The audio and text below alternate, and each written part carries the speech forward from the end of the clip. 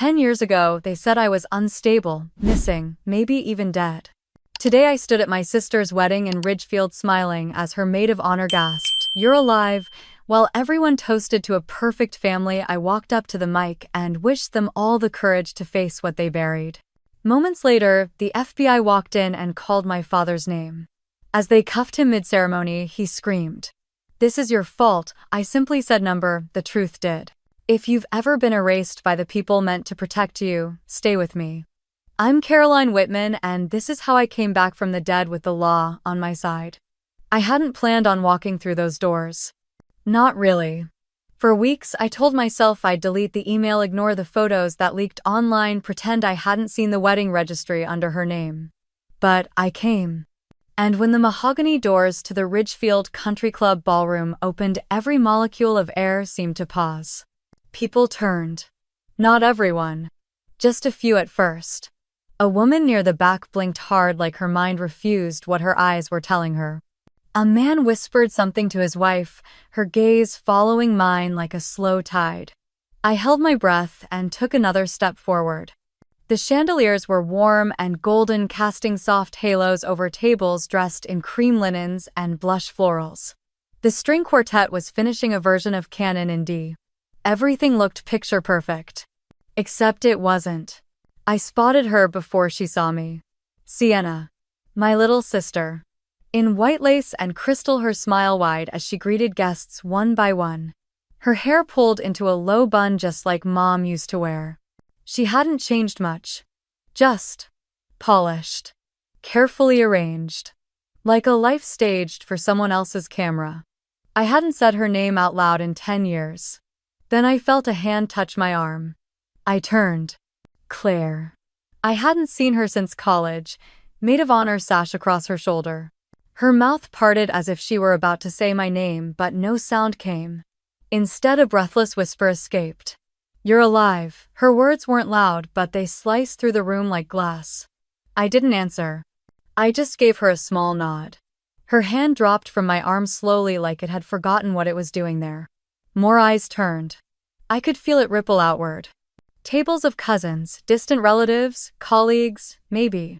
Whispers rising like smoke. I walked further into the room, each step steady, measured, defiant in its quiet. The heels I wore were second-hand, but they made the right sound on the marble floor. I caught Mom's gaze. She looked directly at me and froze mid-laugh. Her wineglass tilted slightly. Dad was a few feet behind her, caught in conversation with someone who now stared past him. They hadn't expected this. Of course they hadn't. According to them, I had vanished. According to them, I had been too fragile, too unstable, too ungrateful. According to them, I no longer existed. I moved closer to the center of the room where the ceremony would begin in just minutes. There was a faint floral scent in the air, like roses and something citrusy. I hadn't smelled anything like that in years. Then it happened. Sienna turned. She was holding a bouquet, laughing at something the groom whispered in her ear. Her eyes swept across the guests casually until they landed on me. She stopped. Her mouth opened. Her body stilled, bouquet lowering slightly. Our eyes locked. I hadn't meant to look like a ghost. I wore navy, not black. My hair was down, makeup soft, but her expression, shock, disbelief, fear, even told me that to her I might as well have risen from the ground. A murmur swept across the front row. The officiant glanced from Sienna to me, confused. Her fiancé reached for her hand, but she didn't move. My heart thudded once hard, but I stood still. I watched her chest rise as if she couldn't quite catch her breath. Then she took a step back. It was subtle. A single step. But I saw it. Claire quickly moved toward her, touching her elbow, whispering urgently. Sienna shook her head. I couldn't hear what she said, but I didn't need to. Her face said everything. She hadn't thought I'd come. She hadn't thought I could. She had no idea who I had become. And now it was too late to hide. Too late to erase me again. Too late to pretend I was never there. I walked to the side aisle and sat near the back, folding my hands in my lap, eyes never leaving the front. From here I could see them all. The family that pretended I never existed. The guests who would soon learn what they weren't meant to know. And the sister who once watched me disappear without a word. Let them squirm. I wasn't here for their comfort.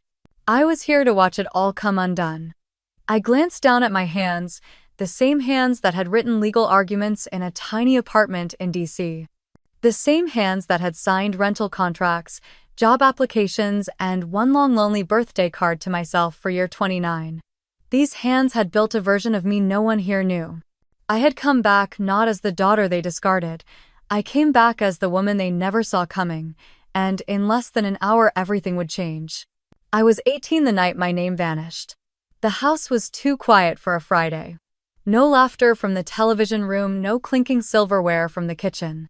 Just the low hum of the fridge and the occasional creak of the hardwood beneath my socked feet. We were all seated at the long walnut dining table, the one my parents had shipped from Vermont because Mom believed everything meaningful should be handcrafted. Sienna had just turned 16. She sat across from me scrolling on her phone between bites of salad. Mom poured a second glass of wine. Dad, doctor. Warren Whitman, head of the Ridgefield Women's Health Center, recited an anecdote from work, voice calm assured, always a little too smooth. Then he said it. The thing that cracked whatever spell had held me in place all these years, he described a patient. 17. Scared, alone. Wanting to keep her pregnancy. And how he had, in his words, helped her see reason. Persuaded her, he said. Gently. Firmly. Because he knew better. I dropped my fork. Everyone looked at me. You forced her, I said. Dad's smile froze. He tilted his head slightly the way he did when diagnosing someone he thought was overreacting. I didn't force anyone, he said. She told the nurse she cried through the whole thing. That she begged to leave. I read the intake notes. You pushed her. His face changed then. Not anger at first. Control. Cold, polished control. That's confidential. You went through private files. I was interning at the clinic. I'd been curious. I wanted to understand why so many girls came out of his office looking hollow. Now I knew. I thought Mom would step in. That she'd say something, anything, but she just looked down, slicing her salmon into small, perfect pieces. You don't know what you're talking about, Caroline, she said quietly. Sienna was still on her phone, barely paying attention. As if none of this had weight. As if I hadn't just accused our father of medical coercion at the dinner table. Dad stood up. Slowly. He didn't yell. He didn't have to. If you're going to make baseless accusations against your own family, you don't belong at this table. My mouth went dry. You're really going to pretend nothing happened? That it's fine, he pointed toward the hallway. Go to your room. I didn't move. He stepped closer, then get out. I thought it was just a threat. That Mom would stop him, or Sienna would say something, or this was one of those awful moments that passed and faded like a bruise. But no one said a word. So I packed 2 trash bags, a duffel. I took my phone, a charger, $200 from a savings account I'd barely touched. I didn't cry. I didn't scream. I just walked out the front door of the Whitman house and down the driveway into the cold April night. It wasn't until 2 weeks later that I realized how deep the erasure would go. My number was blocked. Emails bounced. Friends from high school stopped replying. One day I went to the pharmacy to refill my asthma prescription. The clerk said my insurance was no longer active. I called the provider. They said I was removed from the family plan. No explanation. A few months later I applied for college housing. They asked for emergency contacts. I wrote down my best friend's mother. I didn't even try to write down Mom or Dad. It got stranger. A former neighbor told me my parents had said I'd had a breakdown. That I'd been taken to a facility, that I'd run away during treatment. Someone else mentioned a rumor that I had moved to Europe and cut all ties. Another said I had been hospitalized and lost touch with reality. And no one, not a single person from my past, reached out to ask me directly. It was like I had died. Except I was alive. I rented a studio in Bridgeport with water stains on the ceiling and a sink that gurgled every night. I worked at a diner. I cleaned rooms at a motel. I saved what I could and applied for every scholarship that didn't require parental tax returns. I got into community college. then transferred to a university in DC. Law school came later. Piece 5, painful piece. I rebuilt myself. And all the while the Whitmans lived their glossy, edited lives. Sienna Maid valedictorian. Mom ran charity luncheons. Dad kept his medical license. I kept receipts. Every rumor, every lie, every contact I quietly traced. Claire, Uncle Neil, a nurse from the clinic. Even a former patient who sent me a handwritten letter thanking me for trying to speak up. I didn't plan revenge. Not at first, I just wanted to survive. But when I heard about the wedding, something shifted. 10 years. 10 years of pretending I never existed. Of telling people I was crazy, lost, unstable. Of erasing me so thoroughly that even Claire, who once braided my hair at sleepovers, looked at me today like she'd seen a ghost. And maybe I was one.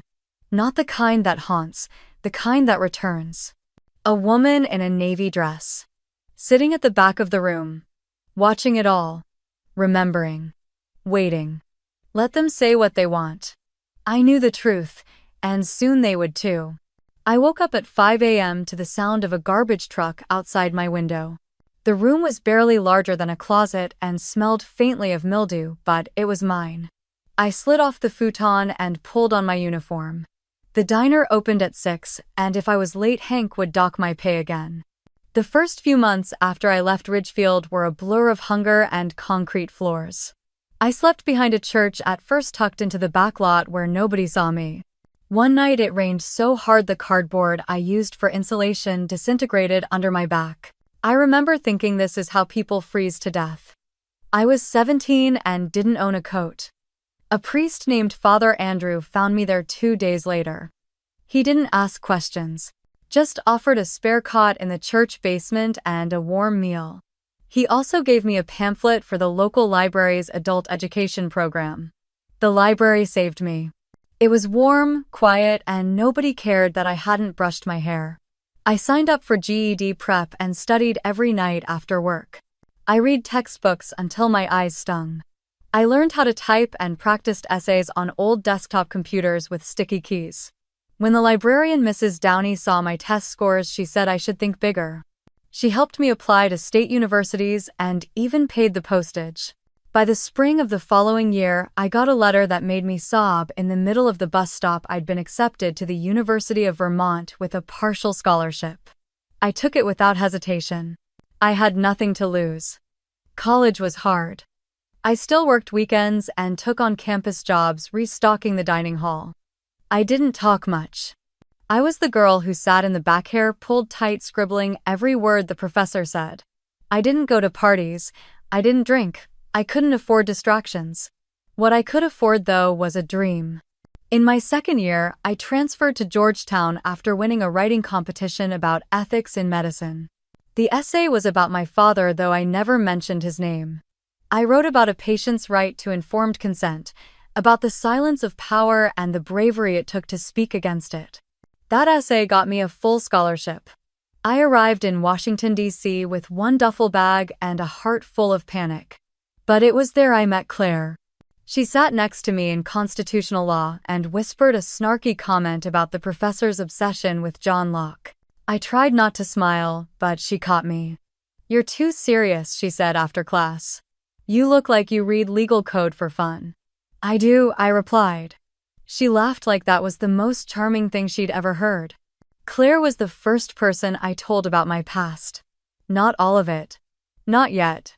But enough for her to know I wasn't just some overachiever from Vermont. She didn't flinch. She brought me cupcakes on my birthday and dragged me to a movie theater for the first time in years. For the first time since I was thrown out, I felt like a person again. It was during finals week of our second year that I saw the headline. Prominent OB/GYN accused of coercion in patient lawsuit. I froze. The article named Dr. Warren Whitman of Ridgefield Medical Associates, my father.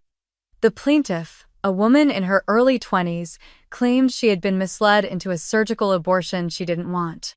That she had never given full consent. That she'd been rushed and pressured. That the doctor never informed her of alternatives. My stomach turned. Claire leaned over. "What's wrong?" I closed the laptop. "Just a bad memory." But it wasn't just a memory, it was real. It was happening again. Someone else had found the courage to speak. And now the whole world might listen. I didn't sleep that night. I kept thinking about the look in my father's eyes the night he called me delusional. The way my mother refused to look at me as I packed my things. The way Sienna cried but never said a word. If this woman went forward with the case, there would be hearings, depositions, discovery, records, evidence. I had kept quiet for 10 years. But maybe it was time to open the file I never thought I'd touch again. In the bottom of my bag was a flash drive. I had copied it years ago, back when I still had access to the home computer in my father's study. It contained patient logs, appointment summaries, audio memos he had dictated. I didn't know what all of it meant. But now maybe I could figure it out. Claire walked in as I stared at the screen. "What are you doing?" I turned the laptop toward her, reading up on old sins. She sat beside me, her expression sober. "You don't have to do this alone." I didn't say thank you, but I didn't close the file either. The next day I emailed a professor from medical ethics. I told her I wanted to do an independent study on malpractice litigation. I didn't say why, but I think she knew. I was no longer the girl in the church basement. I was a law student with access to the truth. And this time I wouldn't be shut down with a scream across the dinner table. I was ready to dig. And I knew exactly where to start. I started with the name I hadn't spoken in years. Dr. Warren Whitman. My father. I typed it into the medical board's disciplinary database late at night in my shared apartment in Queens. Nothing came up. No suspensions, no malpractice rulings. No public complaints. Clean as a whistle. Too clean. I switched over to public court records and searched by the hospital's name instead. Whitman Ridge Women's Health Center. That turned up a few civil suits, but most were settled quietly. No verdicts, no headlines, just whispers buried in redacted PDF files and closed doors. That didn't surprise me. My father had built his career on the illusion of compassion. But I knew the truth. I had seen it in that girl's eyes 10 years ago. The girl whose tears stained our dinner table. The girl he silenced. I printed everything I found and slipped the pages into a plain manila folder labeled W. Then I did what I'd been trained to do. I started connecting dots. Every week after work I took the train to Connecticut, but not to Ridgefield. I avoided that town like it was radioactive. Instead, I visited local libraries in nearby counties, combing through microfilm and archives. I read small-town papers, checked obituaries, even attended public hearings at the state medical board whenever they discussed complaints against OB-GYNs. It took months. But one night in a basement archive of a regional newspaper, I found something. It was a short article dated July 2017. A woman named Denise Harrow had filed a complaint against a doctor at Whitman Ridge. She claimed her daughter's medical consent had been falsified. The name of the doctor, not Warren Whitman. It was someone I didn't recognize. But I kept reading. The article said the original physician on the case was unavailable and that the substitute doctor denied signing the forms. The hospital had dismissed the complaint, citing clerical confusion. The story didn't go further. No follow-up, no lawsuit, no closure. But I knew what I was looking at, a ghost signature. My father's signature forged under another doctor's name. I copied the snippet and took it home. Back in New York, I showed it to my supervisor Jessica at the nonprofit. She had a sharp legal mind and an even sharper instinct for abuse of power. "This is suspicious," she said, flipping the page, "but we need more. A pattern. Multiple victims. Otherwise, it's just smoke." I nodded. Then I told her the rest. About Ridgefield. About being kicked out. About my father. Her expression didn't change, but something in her eyes softened. "We'll help you," she said. "But you're going to need to do this smart. Clean. By the book." So I built a case file, patient aliases, doctor schedules, hospital rosters. Anything I could get through public access laws. I drafted FOIA requests under a different name. I even posed as a research student gathering data on medical ethics cases. Most hospitals ignored me. But one clerk in New Haven was new and didn't know better. She sent me scanned intake logs from 2015 and there it was. Denise Harrow's daughter had been admitted under Dr. Warren Whitman. The same day the forged signature appeared under another doctor's name. Got you. I scanned the handwriting and compared it to my father's old prescriptions. They matched. I called Jessica. We've got forgery. She exhaled. That's a felony. But the statute of limitations on civil suits might be running out.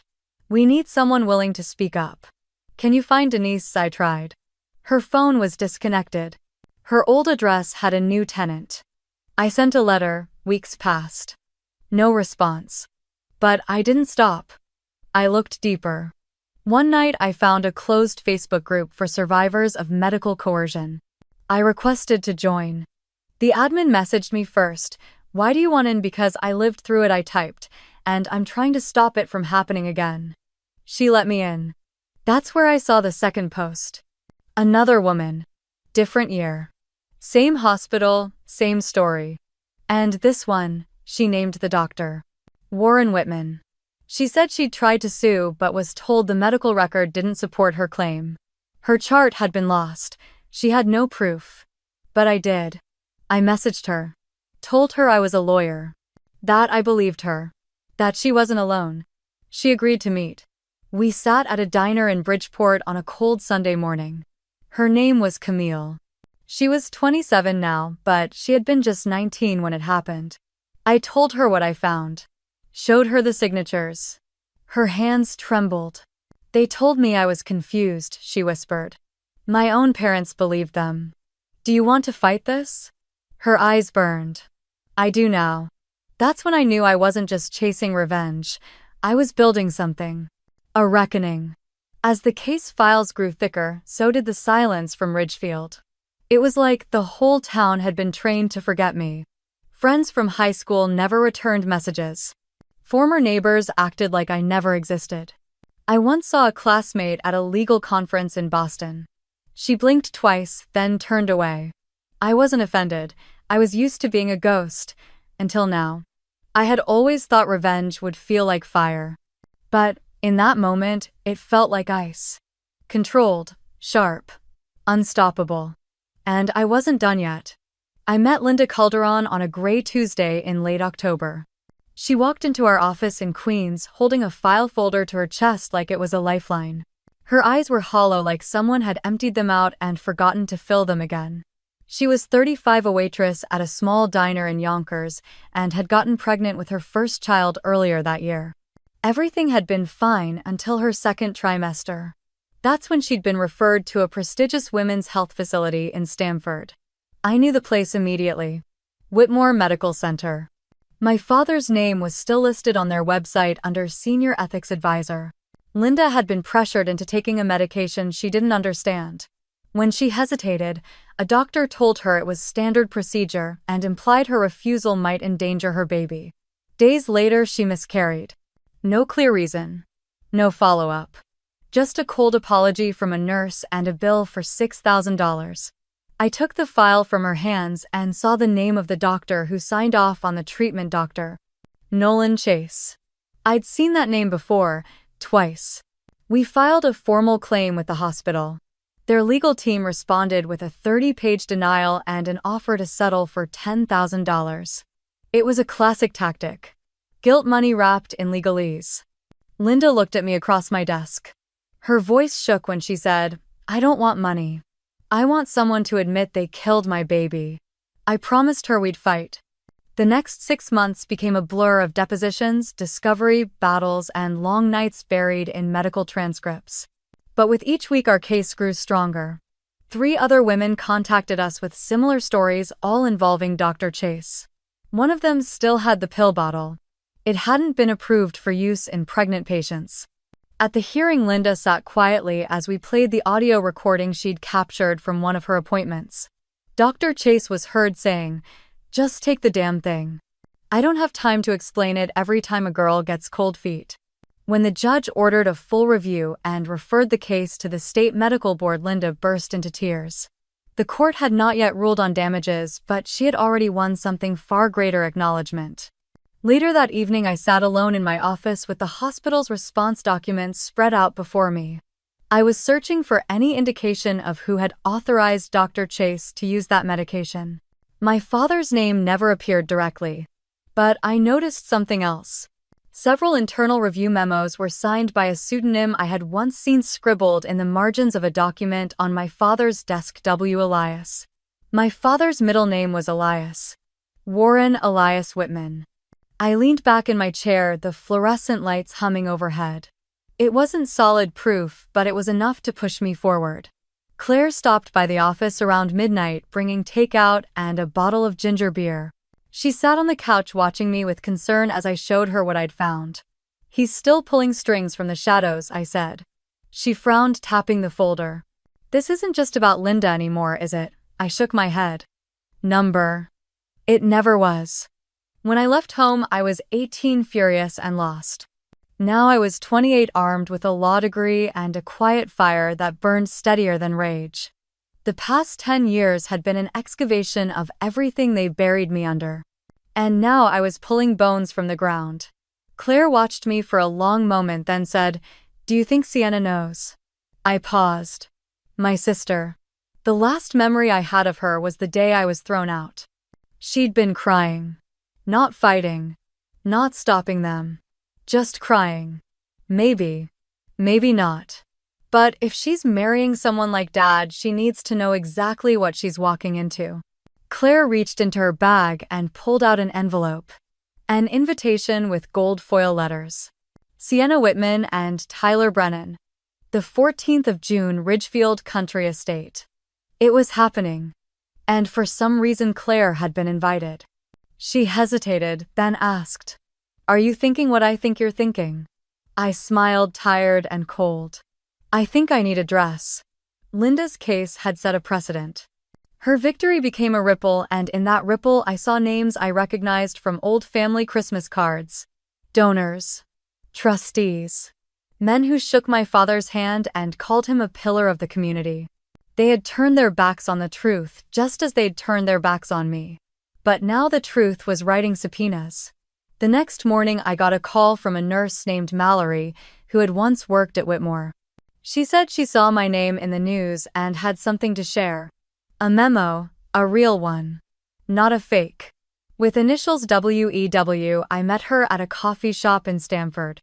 She handed me the photocopy, her hands trembling. "You didn't hear this from me," she said. I scanned the paper. The memo was dated May 2015, just weeks after I had been kicked out. It approved the use of an unapproved drug for case-by-case off-label administration in second trimester complications. Signed, WEW. My heart dropped. It was him, his initials. His authority. His cold detachment. He had risked lives with a stroke of his pen. I looked up at Mallory, her eyes full of quiet fear. "They covered it up, didn't they?" she whispered. "Yes. And they used my disappearance as a smokescreen." I left the coffee shop with shaking hands and an iron resolve. It wasn't just about revenge. It was about all the women like Linda. It was about the truth they tried to erase. And most of all, it was about me. I wasn't just the girl who left. I was the woman who came back, and I was just getting started. The email came on a Tuesday morning. I was in the middle of drafting a response for a patient abuse claim when I saw the sender's name. Sienna Whitman. My sister. I stared at it for a solid minute, blinking, rereading, thinking it had to be a glitch or a sick joke. But it was her. The subject line was just one word. Sorry. I didn't open it right away. I let it sit in my inbox unopened, glowing like a wound I wasn't ready to look at. My hands were trembling. Claire noticed. She paused her call with a client, looked over, and mouthed, "Everything okay?" I nodded, even though everything inside me was unraveling. After 10 years of complete silence, why now? Why after they let me disappear without a trace? After they told everyone I was unstable, missing, probably dead, I finally clicked it open during lunch. "Caroline, I don't know how to say this right, so I'll just say it. I saw your name in an old Georgetown article someone posted about scholarship recipients. It hit me like lightning. You're alive." You're alive and thriving, and I'm so sorry. I know I don't deserve your forgiveness. But I wanted to tell you I never forgot you. I didn't know the full story back then. I believed what they told me. That you'd snapped, that you needed to be away for everyone's safety. I was young, confused, scared. And I regret it every single day. I'm getting married in 3 weeks. His name is Darren. He's kind and patient and nothing like the men Dad tried to set me up with. I don't expect you to come, but I'd like to invite you. I'd like to make this right, even a little. Love, Sienna. I read it 3 times. Then a 4th. My gut was tangled in too many knots to sort through at once. Part of me wanted to throw my laptop across the room. Another part wanted to believe her. Wanted to reach through time and hold the little sister who used to braid my hair when Mom wasn't looking. Claire was watching me carefully now. She didn't say anything until I shut my laptop. That from her, I nodded. What are you thinking? I don't know yet, I said. But maybe this is the opening I need. She raised her eyebrows. To what? To finish what I started. I didn't respond to Sienna right away. I forwarded the email to my work address, flagged it. Then I called Marcus, one of the investigators we worked with for medical malpractice cases. I need you to dig into something. Personal this time. Whatcha got Warren Whitman. Former OBGYN had consulting privileges at Danbury Regional for over 2 decades. I need every scrap of dirt. Allegations, settlements, off-the-record complaints. Especially anything in the past 15 years. Marcus let out a low whistle. You sure? I'm positive. He didn't ask why. Marcus never asked why. That was what made him good. I replied to Sienna's email 2 days later. Sienna, I got your message. I appreciate you reaching out. I'll think about coming. Caroline, that was it. No warmth. No forgiveness. But it was enough. The next week Marcus sent me a secure file transfer. The folder was thicker than I expected. It included reports from nurses who'd left Danbury citing moral concerns, 3 anonymous complaints to the state board, and 1 handwritten letter from a woman in her 50s who claimed Dr. Whitman forged her signature on a late-term termination document. But what stopped me cold was the attachment marked federal. It was a copy of a subpoena. The Department of Justice had opened a quiet inquiry into a cluster of suspicious terminations linked to a now-defunct women's clinic. Guess who'd been a paid consultant for over 6 years? My father. The subpoena was dated 7 months ago. It had flown completely under the radar. I sat back in my chair, my pulse thudding in my ears. This wasn't just about ethics anymore. This was criminal. And if I played this right, walking into that wedding wasn't just a statement. It could be the first step in dismantling everything they built on lies. I pulled out my planner, flipped to the wedding date. 3 weeks. I had 3 weeks to prepare. To get the evidence straight. To gather witnesses. And to make sure the day my sister said I do would be the day our father said goodbye to the life he stole. Claire knocked lightly on my office door. You okay? I nodded slowly. I think I'm going to the wedding. Claire blinked. Seriously? Yeah. She waited, then smiled just a little. You're not going for the cake, are you? Not unless it's served with justice on the side. She laughed. I didn't. Later that night, I stared at the ceiling of my tiny Brooklyn apartment and thought about the last time I'd seen my sister. Her face pale as I was dragged out of the house, her voice silent. Her eyes full of something like guilt or maybe just fear. I whispered into the dark. You wanted me gone, but I'm coming back, not as the ghost you buried, but as the storm you never saw coming. And with that, I opened my laptop, drafted a fresh case memo, and started outlining the argument that could destroy a man's career and redeem everything they stole from me. I stepped off the train at Ridgefield Station just after noon. The sky was overcast, as if the town itself had gone dull in my absence. I clutched my coat tighter around me, not because of the chill, but because of the weight of returning to a place that had spent a decade pretending I no longer existed. Walking past the small cafe on Birch Avenue, I caught a glimpse of Mrs. Elkins, our old neighbor, through the window. Her spoon froze midair.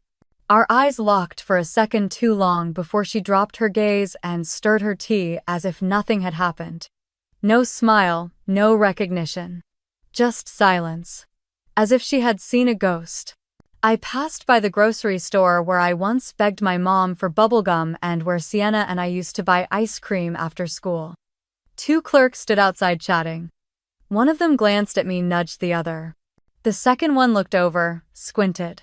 Their conversation faded into a hush. It was the same block. The same buildings. The same people. But I had become invisible. The Whitman family estate hadn't changed much. The hedges were still perfectly trimmed, the lawn looked professionally maintained, and the front porch was decorated with white lilies and satin ribbons. A sign near the driveway read, "Welcome to the Whitman Rose wedding weekend," in calligraphy. I stood on the sidewalk for a full minute before walking up the path. The front door was already open. Laughter and clinking glasses spilled out into the front yard. I stepped inside.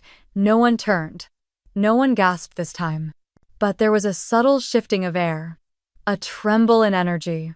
The kind that comes when a ripple appears in a perfectly still pond. I found the guest room assigned to me in the far west wing of the house. It had been hastily cleaned. No flowers. No welcome card. A lone towel folded at the foot of the bed like I was a last-minute obligation. I unpacked my bag slowly, methodically, letting each motion remind me of why I was here. Downstairs, the rehearsal dinner prep had already begun. Servers dressed in black buzzed through the kitchen, and a florist was shouting about a missing arrangement. I moved through the noise like a shadow. No one asked who I was. No one greeted me. I saw my mother near the dining room, giving orders with a champagne flute in her hand. She looked radiant. Not a day older than I remembered. And not a glance in my direction. She brushed past me, calling for someone named Vanessa, and didn't flinch when our shoulders nearly touched. The sting of her silence burned hotter than any insult. Sienna floated into the room wearing a pale gold robe, her hair in loose curls. She looked like a painting. Her voice carried laughter, compliments, the effortless charm she'd always wielded. When our eyes met across the room, her face didn't change. Not a flicker. Not a crack. She turned away. I almost laughed. They had all mastered the art of forgetting me. Even with me right in front of them. It wasn't until I slipped into the back kitchen for some water that I saw her. Claire. She stood near a tray of petites fours, scribbling on a checklist. Her head tilted slightly when I entered. Then she froze. She turned slowly. Her brows pulled together. Rebecca. The name hit me like a thunderclap. No one had called me that in 10 years. I blinked. Claire took one cautious step forward. Her voice dropped to a whisper. "Is that really you?" I didn't respond. Just stared at her, letting the silence answer for me. Her mouth parted slightly, eyes scanning my face for confirmation. "I thought you were." She began, then stopped herself. Her hands trembled as she lowered her clipboard. I shrugged gently. "I get that a lot." Claire's eyes glistened. But then she glanced toward the hallway, toward the crowd. She stepped back, lowering her voice again. "Do they know?" I tilted my head. "That depends on what you mean by they and know." Her throat bobbed. She looked down, then back at me. "You shouldn't be here. It's not safe." "Safe for who?" She didn't answer. I stepped closer, keeping my tone even. "Do you still believe in right and wrong, Claire?" Her face twisted into something unreadable. The corners of her mouth tightened. She didn't reply. I walked away before she could say anything else. Later that evening, as I stood at the edge of the patio where fairy lights hung from every tree, I watched the family swirl around me like I was nothing more than fog. Their laughter echoed, their champagne flowed, their toasts soared. They thought the past was buried. But ghosts don't stay buried. And I had come home to haunt. People say ghosts don't make noise. But that's not true. I could feel every stiletto heel click against the marble floor as I walked into the Ridgefield Grand Hall, like I had every right to be there. Because I did. My heels echoed like a countdown. 1, 2, 3. I passed the floral arch where Sienna would say her vows in an hour. The hydrangeas were fresh, expensive, overcompensating. Claire spotted me first. She was across the room near the escort cards, wearing pale green satin and holding a clipboard like her life depended on it. Her eyes widened, her mouth moved, but no words came out. And then she whispered, barely audible over the music. Rebecca. That name. No one had said it in years. I didn't stop walking. I gave her the smallest nod, just enough to let her know she wasn't imagining me.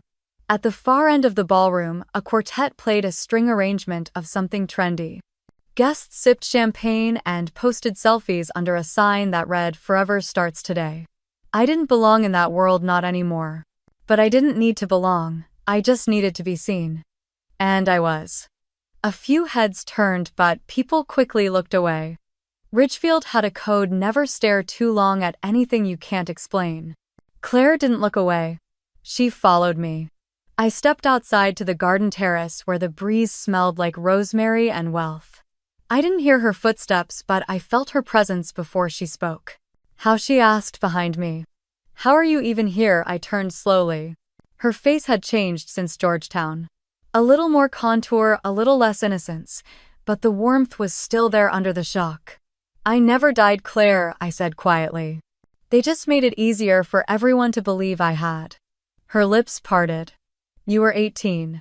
Your father said." I know what he said.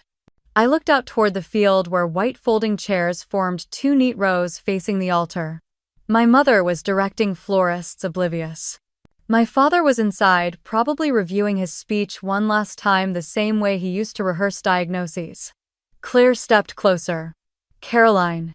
"Why, now?" "Because lies have anniversaries, and today's theirs."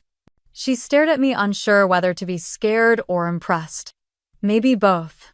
I pulled an envelope from my clutch and handed it to her. It was thin, neat, and dangerous. Inside were copies of old medical reports. One had my father's signature. Another had the same signature forged over a DNR form dated 3 months later. Same pen stroke. Different patient. Claire held the papers like they might explode. "Is this real?" "Yes, and there's more." She looked up. "I'm not sure what you expect me to do." I didn't flinch, just watch. The sun dipped lower, casting amber light across the ceremony lawn. The guests began moving toward their seats, trailing laughter and linen. Claire stayed on the terrace, staring at the papers. Inside, someone tapped a glass for silence. I walked into the ballroom again, slower this time. My pulse was steady. My breath even. My father stood at the microphone. His suit was charcoal gray, his smile practiced. "Family, friends," he began. "Today we celebrate the joy of two hearts joining, but also the strength of the family that raised them." He went on, painting himself as a devoted father. Each word laid carefully like bricks in a wall he hoped no one would climb. I walked toward the front, past my mother's table. She saw me, and for a second her face cracked. Just slightly. But then she looked away, choosing denial, like it was an hors d'oeuvre she didn't care for. I stepped onto the stage. Gasps rustled through the crowd. Claire was in the back now, watching Frozen. The pianist stopped playing. Sienna looked up from her seat, eyes wide, mouth slightly open. I took the mic gently from my father, who looked at me like I'd just risen from a coffin. "Thank you," I said, turning to face the crowd. "I promise not to take long." I smiled at Sienna. To my sister I said, "Today is your day. You look beautiful, truly. And you deserve happiness." She blinked rapidly. My mother stood up half a step forward, then stopped. I continued. "I just wanted to say how grateful I am to be here. Not just in this building, but in this moment. In this truth." Guests shifted uncomfortably. Some were already whispering. My father's jaw tensed. I ended with one final line. "And I wish for everyone in this room something very simple. Courage. The courage to face the things we've all spent too long pretending not to see." I handed the mic back. Silence lingered. Then someone clapped. One person, then another. "Claire." My father tried to smile, but it cracked around the edges. I stepped down from the stage and walked past the front tables. My mother turned away, suddenly busy with her pearls. Sienna sat frozen, bouquet trembling in her lap. Claire walked slowly to the side of the ballroom where a tall man in a dark blazer was waiting. She slipped the envelope into his hand. And for the first time all day I truly smiled. Not because I was seen, but because someone else finally dared to look. I returned to my seat.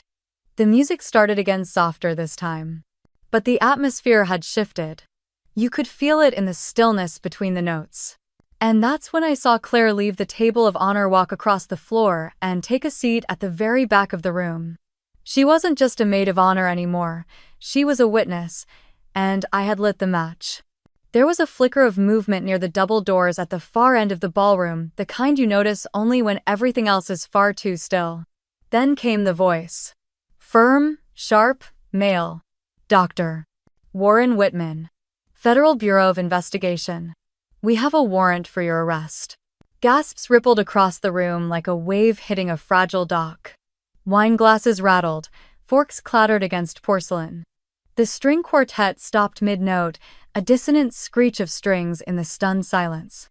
I stood at the edge of the stage, eyes locked on my father as two agents in dark suits moved down the aisle with practiced precision. Their jackets parted just enough for the glint of badges and holstered weapons to flash. He froze. For a second I almost believed he'd faint. His hands, those hands that had once cradled my baby sister and signed off on untold numbers of medical charts, hovered mid-air in disbelief. Then came the outburst. This is a mistake. There has to be some mistake.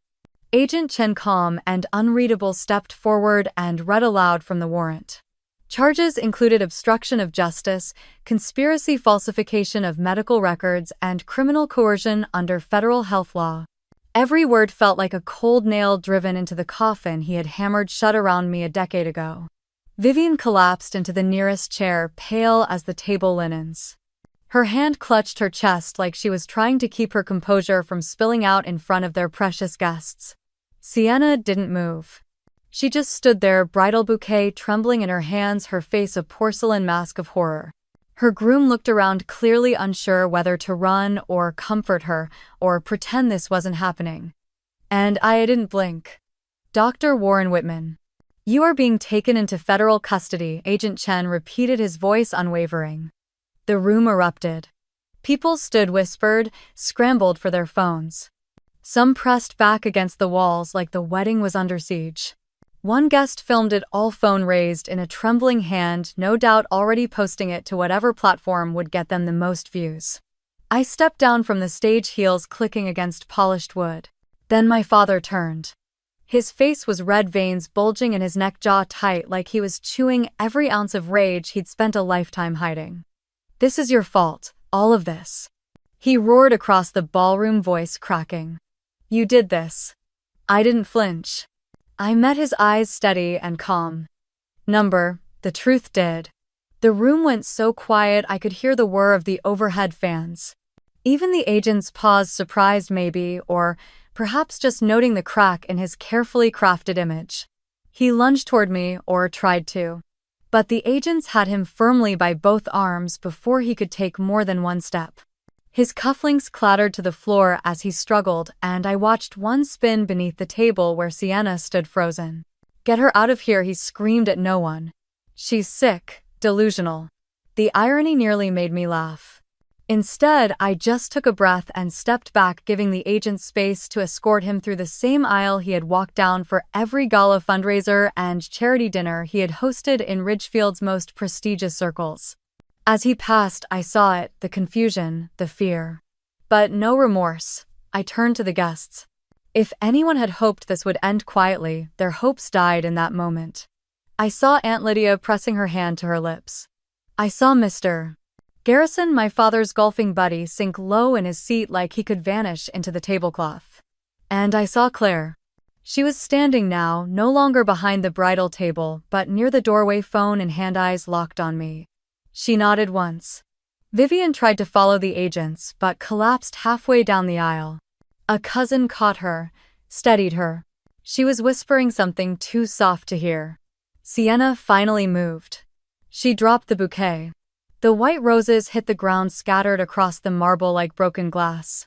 Her lips parted, but no sound came out. I almost pitied her. Almost. But pity is a luxury reserved for the innocent. I walked past the stunned crowd and toward the open doors. The afternoon light spilled in golden and unrelenting as if it had been waiting to expose everything we'd all tried to hide. And behind me, as the doors swung shut again, I heard only the silence of a family with no lies left to cling to. The hotel bar was nearly empty except for a young couple whispering in a corner booth and a bartender drying glasses beneath the muted hum of a baseball game on television. I took a seat near the back facing the door and ordered a coffee I wouldn't touch. My palms were cold. My chest felt like it had been hollowed out and packed with sand. But my voice, when the time came, would be steady. Vivian arrived 10 minutes late wearing a tailored cream blazer and sunglasses even though it was nearly 7 in the evening. She scanned the room and spotted me. For a moment, I thought she might turn around and walk right back out. But then she exhaled, adjusted her shoulders, and made her way to my table. She didn't sit immediately. "You look well," she said, tone unreadable. "You don't." Her mouth tightened. Slowly, she pulled out the chair across from me and lowered herself onto it like she didn't trust the furniture. "So, this is where you choose to humiliate us. After everything, on your sister's wedding day." I reached into my bag and placed my phone on the table. I didn't respond. I tapped the screen and pressed play. The recording began.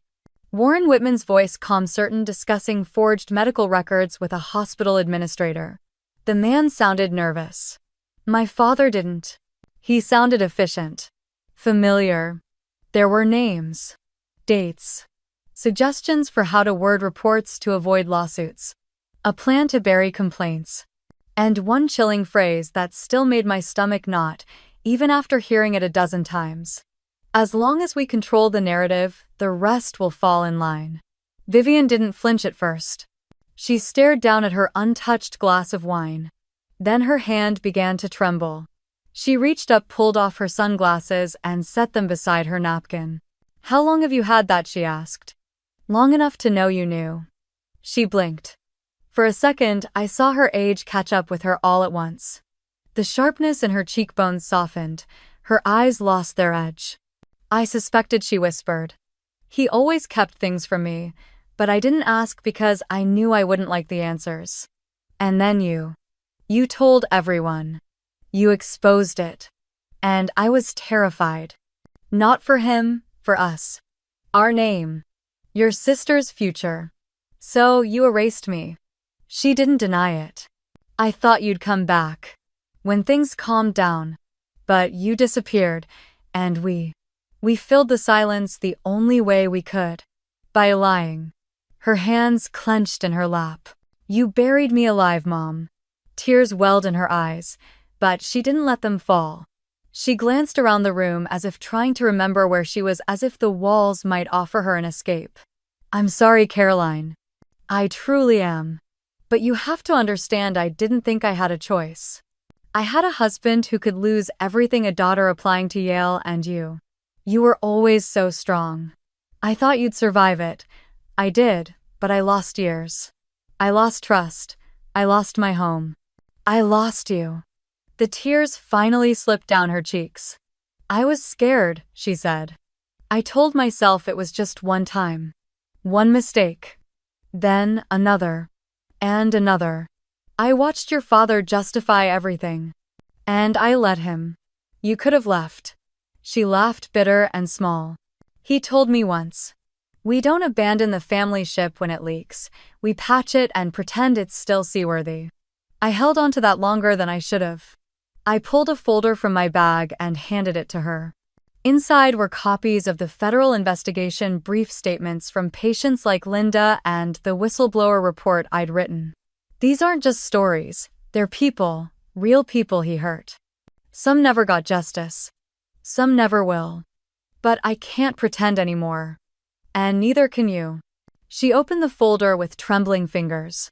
Her eyes scanned the documents. Her shoulders sagged with every line. "Do you hate me?"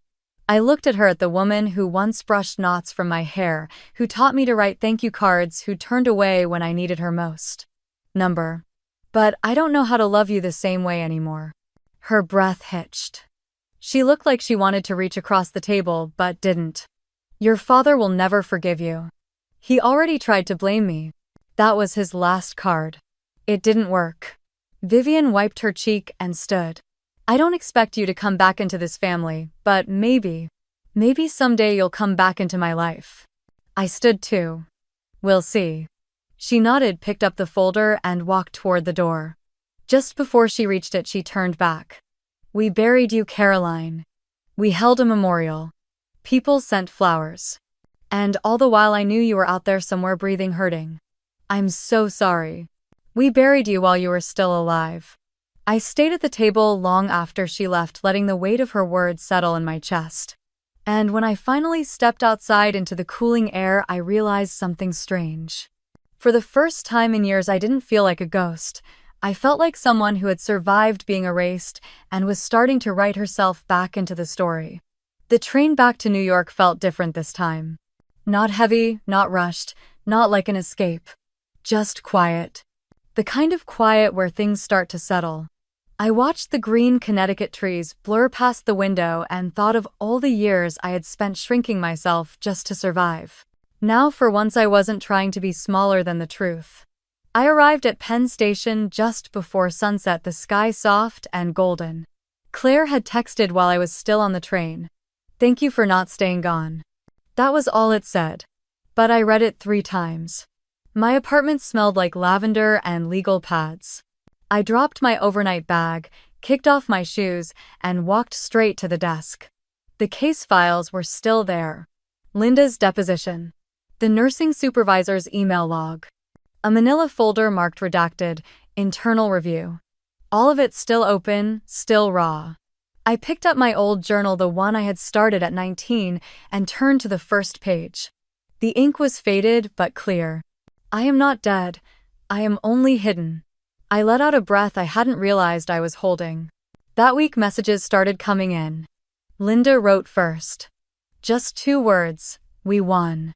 Then came Sharon, another woman we had helped after she lost custody because of a false psychiatric note written under pressure from a hospital administrator. She emailed a photo of herself at her son's baseball game, beaming. No words, just the photo. That was enough. Even Mr.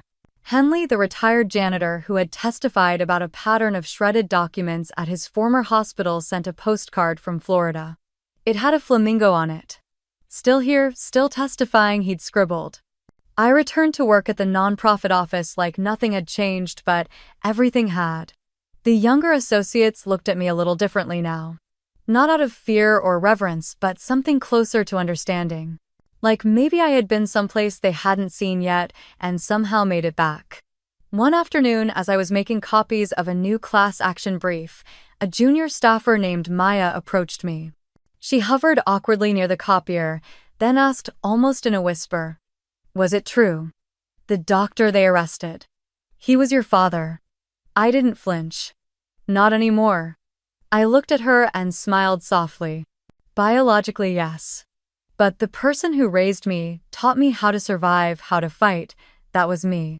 She blinked, nodded slowly, and walked away like someone who had just learned something useful, not just about me, but about the world.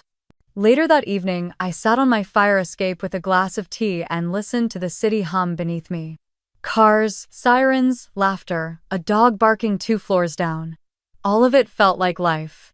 And for the first time in a decade, I felt like I was allowed to be part of it.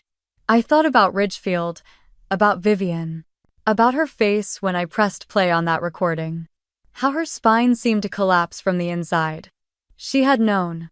Of course she had known. But hearing it, that was different. That made it undeniable. That made it real. Her words still echoed. We buried you while you were still alive. And her voice cracked when she said, I'm sorry, but the truth was I didn't need her apology. Not really. What I had needed was what she never gave me. Acknowledgement.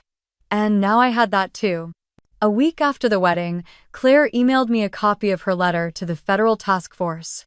She had detailed what she had witnessed over the years, including the times Warren had silenced hospital staff during board meetings, the unrecorded patient complaints, and the quiet settlements paid out through a legal shell fund. She closed the letter with a single line that made me sit very still. I do not know what forgiveness looks like, but I do know what truth sounds like now. And it sounds like her. I didn't reply right away. I didn't know what to say. Sometimes silence is the most honest thing we can give each other. I returned to the clinic 2 days later. Linda was there helping with intake forms. She smiled when she saw me and pulled me into a hug. A real one. The kind that says you've both seen the edge and come back with stories. I heard he's not getting bail, she said as we sorted folders. Not likely, I replied. Too many witnesses now. She chuckled, dark and dry. Took a whole damn decade, but karma finally punched his ticket. Justice, I corrected softly. Karma doesn't fill out subpoenas. We laughed, and it felt good. Right. Normal. That night, I pulled the journal back out and added a new entry. The 14th of July. I am not hidden anymore. I am whole. I paused, pen in hand, and added one more sentence. Not everyone who survives wants revenge. Some just want the truth to outlive the lie. The city lights outside my window flickered like tiny witnesses, and I let them keep watch while I closed my eyes and rested. Because surviving wasn't the ending. It was only the proof that the story had never really been theirs to erase. It was mine. And I was telling it now. The morning was still. Not quiet exactly, but still. The kind of stillness that came not from silence, but from peace. I sat on my balcony with a mug of chamomile tea, legs curled under me, and watched the city blink itself awake. Buses groaned down avenues. A jogger in a red hoodie passed 3 stories below. Somewhere, a dog barked at a passing siren. I breathed in slowly, let the steam warm my face. The weight that had lived in my chest for so long no longer pressed with the same heaviness. It was still there, but it wasn't suffocating me anymore. It had become something else. A reminder, not a wound. My phone vibrated on the table beside me. I picked it up, thumbed the screen, and stared at the short message blinking back at me. From Sienna Whitman, subject, I'm sorry, no one told me the full truth. I don't know if it matters now. But I'm sorry. That was it. No punctuation, no explanation. Just a string of fragile words like a paper crane sent across a storm. I didn't reply. Not because I hated her. Not anymore. I just didn't need anything from her. And maybe that was the clearest sign I had moved on. I let the phone fall face down on the table untouched. Inside my desk was a chaos of folders and sticky notes. I had started organizing the expansion case for the federal lawsuit. 23 new plaintiffs had come forward. Their stories were different, but the through line was painfully familiar. Muzzled complaints, altered charts, buried records. I was working with a team now. Real investigators. A trauma psychologist. A former medical board member who had quietly offered support after reading the article in the Post. Every one of them had shown up not to save me but to stand beside me. That made all the difference. I turned on my laptop and opened the shared case directory. The deposition schedule was color-coded. Interviews were being scheduled for Boston, Philadelphia, even as far as Tucson. We were building something big. Bigger than Warren. Bigger than me. There was a new message in the team folder from my paralegal. Ari Claire. She had requested to join the testimony panel for the ethics board hearing. She didn't want immunity. She wanted to speak on the record. I stared at the line she had written in the official form. I failed someone once. I won't do it again. I didn't know if we'd ever be close, but I respected her more than I ever had. That night, after I had scanned my last intake form and reviewed the notes from an interview in Ohio, I opened my voice diary. It had become a habit again, a ritual. A way to speak plainly to myself without judgment. I hit record. My voice came out steadier than I expected. Today, I read a deposition from a woman who said the moment she realized she wasn't crazy, wasn't weak, wasn't alone, was when she saw my name in the press. Not the headline, not the photo, just the name. It meant something to her that I was still here. I paused. I think maybe that's why I came back. Not to take revenge, not even to win, but to be seen. To say with my presence that they didn't get to finish writing my ending. Outside the window, a plane blinked across the sky, moving somewhere unseen. I lost a lot. I continued, quieter now. Time, family. Parts of myself I'm still learning how to trust again. But I also gained something I never expected. Proof that surviving isn't the end. It's the beginning of choosing every day to exist clearly. I drew in a breath deep and full. I didn't return for revenge. I returned to live. Clearly. Without fear. Without shame. And never again to be erased. I hit stop. The file saved automatically into a folder marked truth. I closed my laptop and stood stretching against the tension in my shoulders. The city outside was glowing, now orange and lavender melting into the horizon. Somewhere in that light, someone else might be waking up to their own story, finding their own name again. I stood for a long time watching the world move without permission, just because it could. And for the first time, I wasn't chasing it. I was part of it. I was here, still. If this story found its way into your heart, if you saw even a piece of yourself in the quiet battles or hard-won truths, I hope you'll leave a comment, share it with someone who needs to hear it, and subscribe to stay with us. Because there are more stories to tell. And every voice matters. Especially yours.